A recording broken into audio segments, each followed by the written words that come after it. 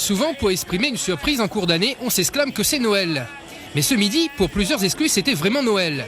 Dans le cadre de leur formation, des lycéennes de Sainte-Marie et quelques parents ont distribué des vêtements et ont offert des repas pour un Noël de bonheur aux sans-abri. Quoi qu'il en soit, le cœur y était et on n'a pas hésité à mettre les petits plats dans les grands. On doit présenter des projets.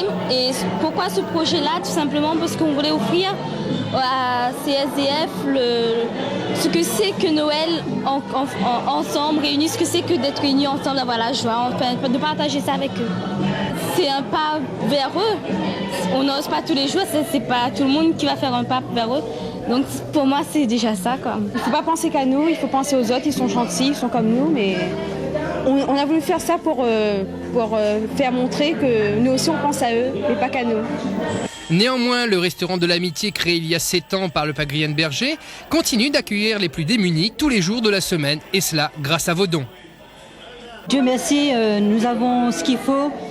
C'est-à-dire, il nous arrive des fois en avoir un peu difficilement, mais avec tous les donateurs, tous les gens qui sont vraiment ici à La Réunion, tous les gens donnent.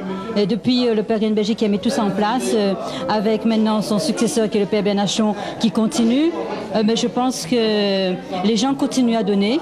Et nous, avec ce qu'il y a, j'organise tous les jours un repas. Toutefois, ce mercredi n'était pas comme les autres. On savoure en musique le menu du jour, salade de maïs en entrée, riz, grains, curry poulet et dessert pour conclure ce repas de Noël. Parfois, il suffit d'un rien pour rendre heureux des sans-abri. Le tout est maintenant de continuer à faire œuvre de charité.